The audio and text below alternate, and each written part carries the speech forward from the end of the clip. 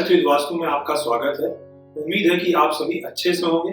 आज के वीडियो का टॉपिक जो है बहुत ही इंटरेस्टिंग है, वो है शू रैक यानी कि जूते चप्पल रखने वाला स्टैंड। जूते चप्पलों को घर में कहाँ रखना चाहिए, इसका स्टैंड किधर रखना चाहिए, जूते चप्पलों को स्टैंड के अंदर कैसे रखना चाहिए, शू रैक कैसा होना चाहिए, ये सब तो बताऊंगा ही, साथ में ये भी बताऊंगा कि वास्तु के हिसाब से ये कितना महत्वपूर्ण है। वीडियो में अंत तक बने रहिएगा।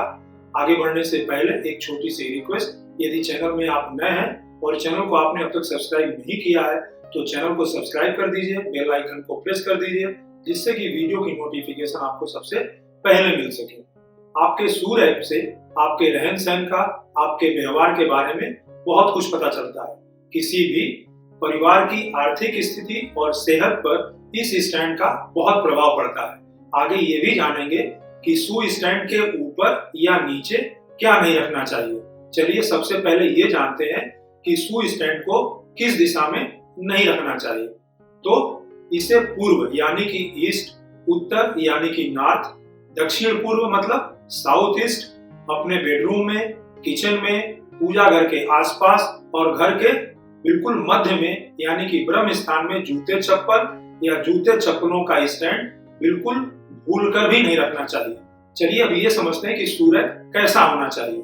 ये बहुत बड़ा नहीं होना चाहिए और बहुत छोटा नहीं होना चाहिए। इस स्टैंड में 5 खाने हो तो ये ज्यादा अच्छा माना जाता है। इससे ज्यादा के खाने या पार्टीशन बहुत अच्छे नहीं माने जाते हैं। जूते चप्पलों का स्टैंड हॉरिजॉन्टल होना चाहिए यानी कि लंबाई में ऐसे, और वर्टिकल यानी कि ऊंचाई में इससे बचना चाहिए। ज्यादा ऊंचाई वाले शू रैक खराब किस्मत लेकर आते हैं। अब जानते हैं कि शू रैक रखने की सबसे अच्छी दिशा घर की क्या है। तो शू स्टैंड रखने की सबसे अच्छी दिशा पश्चिम यानी कि वेस्ट, घर की दक्षिण पश्चिम यानी कि साउथ वेस्ट मानी जाती है। विभिन्न प्रकार की निगेटिव एनर्जी भी इसमें चिपक कर घर में आती है, इसलिए घर से बाहर प्रयोग में आने वाले जूते चप्पलों को घर के अंदर पहनकर आने से बचना चाहिए। जूते चप्पल का आगे का हिस्सा स्टैंड में अंदर की तरफ करके रखना चाहिए। इससे घर में निगेटिविटी का प्रभाव नहीं बढ़ता है। जूते चप्पलों को शू स्टैंड में अच्छी तरीके से रखना चाहिए। इनकी सफाई का भी पूरा ध्यान रखना चाहिए। शू स्टैंड में कटे फटे, उपयोग में न आने वाले, मिट्टी, कीचड़ या धूल लगे हुए जूते चप्पल भूल कर भी हमें नहीं रखना चाहिए। यदि रखना ही हो तो इन्हें साफ सुथरा करके स्टैंड में सबसे नीचे रखना चाहिए। नए जूते चप्पल और साफ सुथरे जूते चप्पलों को शू रैक में सबसे ऊपर के खाने में रखना चाहिए। शू रैक के ऊपर क्या भूलकर भी नहीं रखना चाहिए, ये भी जानेंगे। पहले ये जान लें कि जिन बच्चों का पढ़ाई में मन नहीं लगता है, किसी परीक्षा की तैयारी कर रहे हो, या जिन बच्चों की शादी या नौकरी या आपके व्यवसाय में नुकसान हो रहा हो, तो ऐसी स्थिति में जूते चप्पल उनके कमरों में भूलकर भी नहीं ले जाना चाहिए और शू रैक को भी वहां नहीं रखना चाहिए।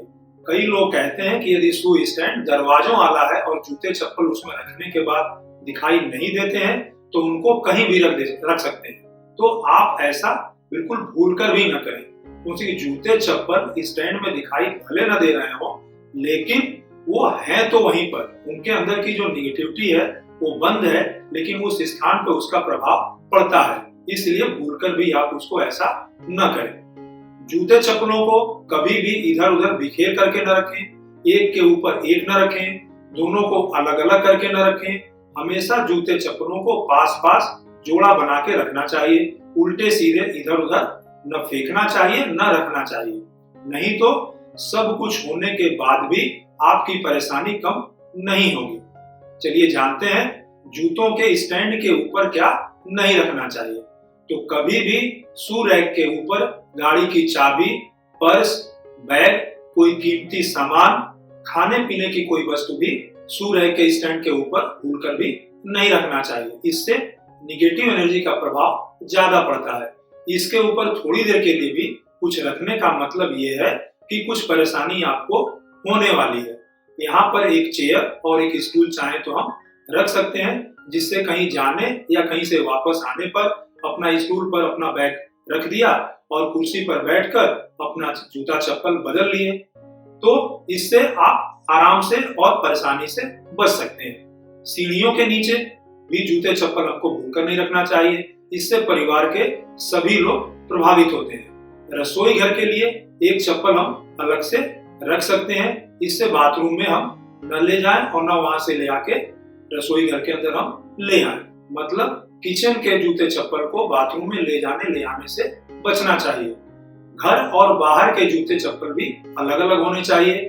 जिस कमरे में आप पैसे अपने गहने रखते हैं उस कमरे में शू रैक और जूते चप्पल उसके आसपास भी नहीं रखना चाहिए।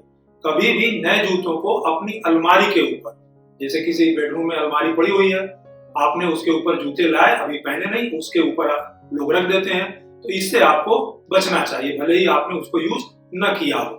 जूते चप्पलों की सफाई भी सप्ताह में एक बार जरूर करना चाहिए, नहीं तो सेहत पर और आपसी रिश्ते दोनों ही खराब होते हैं। दरिद्रता, फिजूल खर्ची, पैसे को लेकर समस्या, तनाव आपके ऊपर बना रहेगा। तो इस प्रकार हम छोटी छोटी बातों का ध्यान रखकर विभिन्न प्रकार की परेशानियों से आसानी से बच सकते हैं। कहते भी हैं कि जितने जूते चमकेंगे उतनी ही आपकी किस्मत भी चमकेगी। इस प्रकार से हम अपना जीवन खुशहाल और समृद्ध बना सकते हैं और माँ लक्ष्मी की कृपा तो इससे आपके ऊपर प्राप्त होगी ही होगी। इसीलिए तो हम सभी दिवाली में घरों की सफाई भी करते हैं। तो फ्रेंड्स, ये थी जानकारी जूते चप्पल और उसके स्टैंड के बारे में। कैसी लगी जानकारी कमेंट बॉक्स में आप जरूर बताइए। वीडियो पसंद आया हो तो अधिक से अधिक लोगों के बीच में इसको शेयर करिए। नई वीडियो में किसी नई जानकारी के साथ आपसे फिर मिलेंगे। आप अपना और अपनों का ख्याल रखें और प्यार से बोलिए राधे राधे।